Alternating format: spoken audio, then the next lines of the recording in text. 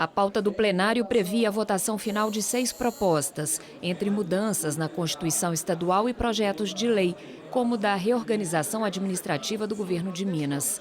Logo no início da reunião, um grupo de deputados, além de defender reajuste salarial para as forças da segurança, questionava trechos do projeto do governador. Um acordo mudou a ordem de votação, para começar pelas propostas menos polêmicas. Entre elas, a que inclui na Constituição Mineira o princípio da sustentabilidade. A proposta ainda regulamentou as emendas individuais, ou seja, a indicação direta de recursos pela Assembleia a projetos do governo. Elas passam de 1% para 2% da receita do Estado, como já é feito na Câmara Federal. Em valores atuais, cerca de 2 bilhões de reais.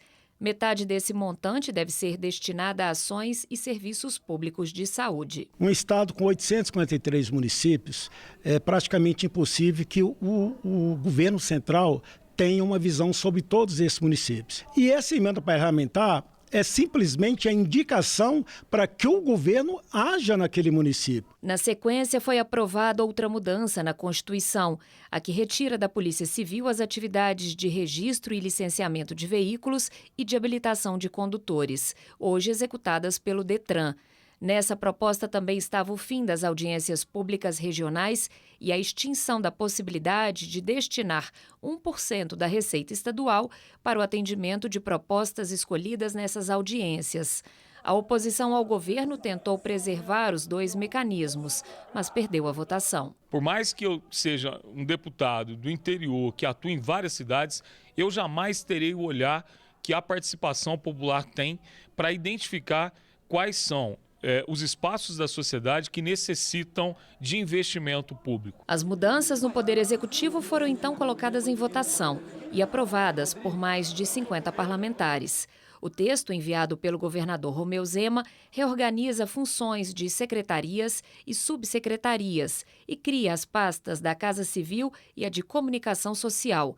O projeto ainda faz modificações para que organizações da sociedade civil possam assumir serviços públicos e passa para a Fundação de Meio Ambiente, a FEAM, atividades de licenciamento ambiental, que antes eram de responsabilidade da Secretaria de Meio Ambiente. Se a gente tira isso da secretária e do governador blindando politicamente, né, eles, e passando isso para um órgão autônomo que vai estar absolutamente sujeito a essas pressões, o nosso medo é que comece a avançar licenciamentos indevidos ou mesmo licenciamentos irregulares. É uma proposta que vem modernizar a gestão pública de Minas Gerais, trazendo condições para que o governo implemente as suas políticas públicas, mas o importante é salientar, sem nenhum impacto financeiro para o Estado. Desde que começou a tramitação, a proposta de Zema rendeu audiências em várias comissões, muita negociação entre lideranças, deputados de oposição e da base do governo. Ela chegou ao plenário depois de muitas modificações.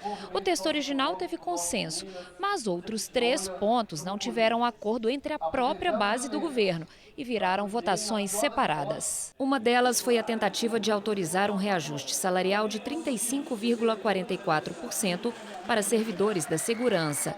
A medida foi incluída no projeto por deputados ligados à categoria. Havia uma pressão das galerias do plenário, onde estavam os servidores, mas por 5 votos, o reajuste não passou.